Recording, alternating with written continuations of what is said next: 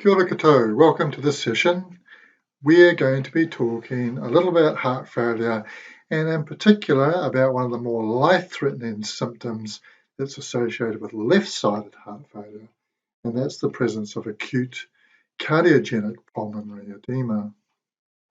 The simplest definition of heart failure is an inadequacy of the heart to forward enough blood or enough blood pressure to meet the body's needs. Now, the current definitions for heart failure identify it as a syndrome. So that's to say it's most often a combination of maybe a direct injury and a collection of subsequent events that have contributed to the failure of either the right or the left, or on some occasions, both of the ventricles and their ability to forward this adequate blood supply or this adequate blood pressure to meet the needs of the tissues and the organ systems of the body. So from a diagnostic perspective, there needs to be a structural or a functional cardiac abnormality, such as a myopathy or ischemic heart disease, maybe some valvular failure, or perhaps there's been an infarction. And this has to be accompanied by pulmonary or systemic edema. The syndrome is also associated with an increased release of some peptides, and in particular, the ventricles release a peptide known as BNP, which would, under normal circumstances, counter the effects of cardiac stress by lowering the blood pressure and increasing sodium loss via the kidneys. If there are continuously elevated levels of this peptide, it's highly indicative of the fact someone has heart failure. Heart failure has two main classifications. The first results from a reduced ejection fraction from the affected ventricle. The ejection fraction is the amount of blood that's expelled by the ventricle during a single cardiac contraction. A more straightforward explanation might be that if half of the blood that enters the ventricle during the diastolic phase is ejected during the contractile phase, the ejection fraction will be 50%. Now, under normal circumstances, the average ejection fraction for an adult is going to be between 50 and 75%. Now, we also know that the average stroke volume for an adult is around about 70 mils. So if the ejection fraction was 50%, we can assume that the diastolic volume must have been about 140 mils to start with. Now, around half of all heart failure cases are going to involve circumstances that have reduced the ejection fraction. And should this fall below 40%, the patient will likely to be symptomatic. The most common causes of a reduced ejection fraction will be secondary to some sort of direct insult or injury to the heart wall. And the most common causes for this are an acute myocardial infarction, dilated cardiac myopathies, such as those that are created by hypertension, or from prolonged ischemic heart disease. The second main classification is heart failure that has a preserved ejection fraction. Now, this type of heart failure is characterized by very slow and very poor ventricular filling characteristics, coupled with a stiff ventricular wall. Heart failure in this setting is primarily a result of reduced diastolic filling volume and an inability of the ventricular wall to stretch once the later stages of diastolic filling are completed. This minimizes the Frank-Starling mechanism, and during times of increased myocardial workload, stroke volume will fall. The common causes of this heart failure that has preserved ejection function but this poor diastolic filling and compliance include obesity, chronic uncontrolled hypertension, diabetes, coronary artery disease, atrial fibrillation, chronic kidney disease, chronic obstructive pulmonary disease, and obstructive sleep apnea. Clinicians have used the term congestive heart failure to describe symptomatic heart failure, especially when both the left and the right ventricles of the heart are involved. but currently it's a defunct term, one we prefer not to use, and the following definitions may be a little bit more helpful. Left ventricular failure is heart failure secondary to dysfunction of the left ventricle. I guess that makes sense. In contrast, the right side is a failure that's related to the right ventricle. Now, a good rule of thumb to remember is that the symptoms of any type of heart failure are likely to be proximal to the chamber that's causing the problem. The proximal circulation to the left ventricle is from the pulmonary vein, and the rule would indicate that symptoms associated with left ventricular failure are going to manifest in the lungs.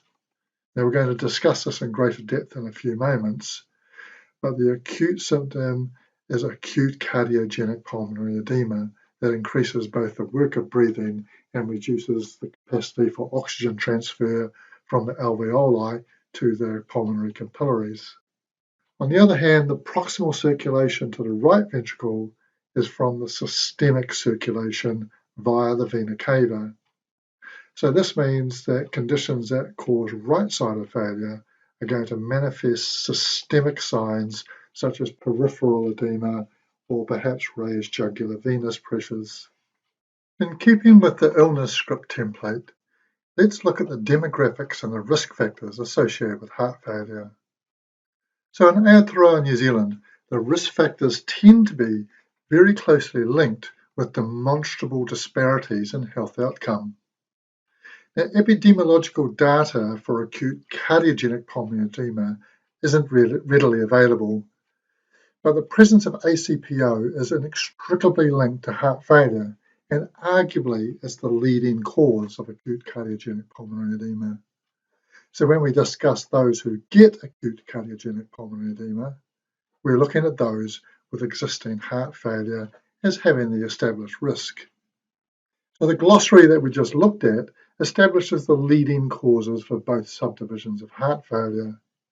The disparities in health outcome are ubiquitous across both of these types of conditions, and I'll list some of them here. The first is obesity.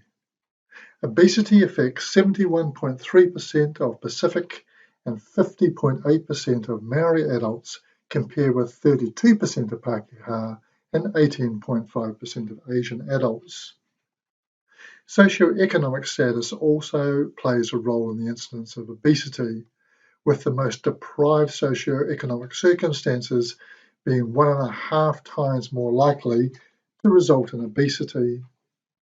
Furthermore, the biomedical approach to managing this condition, that's about individual responsibility for calorific input and the amount of exercise we undertake, doesn't really match up with the spiritual and the cultural requirements for Maori in particular. Diabetes presents a similar picture for Maori and Pacific, and for those living in higher deprivation areas. So these people all have an increased risk for poorly controlled type 2 diabetes. Perhaps one of the most telling demonstrations was a study of outcomes done at Waikato Hospital. This showed the average age for almost 2/3 of all Maori admitted for severe heart problems was under 65. And they were 3.5 times more likely to have diabetes, twice as likely to have hyperlipidemia, and again overrepresented from the areas of higher deprivation. Another disease linked to heart failure is rheumatic heart disease. The age-adjusted mortality is tenfold for Maori and Pacific people, and the life expectancy is some 20 to 30 years less than it is for non-Maori.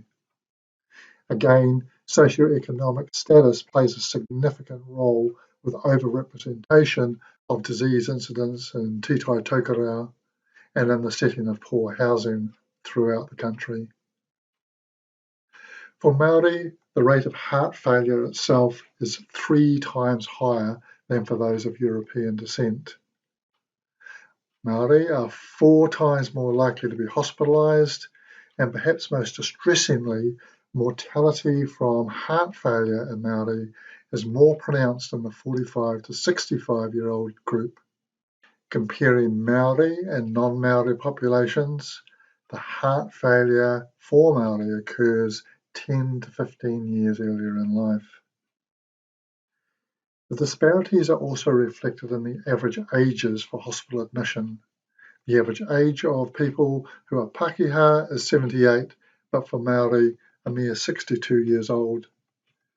And again, the Pacific population doesn't fare very well either and has both mortality and morbidity rates twice that of the general population. So we know then that heart failure is associated with a functional or a structural change to the heart, and that these changes result in some sort of inadequate blood flow or generation of pressure that supplies the tissues and the organ systems. This slide shows the comorbidities that are most likely to be associated with these structural and these functional changes. The more prevalent comorbidities are the ones that are associated with coronary artery disease and ischemic heart disease. If there's uncontrolled chronic hypertension, diabetes, and pre-existing structural heart disease. So those might include the dilative or the constrictive cardiac myopathies. And our other contributing factors are going to include smoking, obesity, and overuse of alcohol or drugs. So let's recap part one of our discussion on heart failure and ACPO. By definition, it's a structural or a functional failure causing a reduced ejection fraction and/or poor diastolic filling or performance. Diagnosis is a combination of non-cardiac changes in the presence of edema and an elevated peptide level. The symptoms associated with heart failure tend to be proximal to the affected ventricle. So if we have left-sided failure, we're going to see pulmonary symptoms. And if we have right-sided failure, we're going to see systemic symptoms. We know there's a very much increased risk and poorer outcomes for Maori and Pacific communities, and for those that are in lower socioeconomic situations. And we know that the predisposing comorbidities that raise our suspicion for the presence of heart failure are going to be long-standing ischemic heart disease, uncontrolled hypertension, the presence of pre-existing structural heart disease, diabetes, obesity, smoking, and overuse of alcohol. I'll see you in part two for this presentation, where we will discuss the pathophysiology of ACPO. In the meantime, ka kite.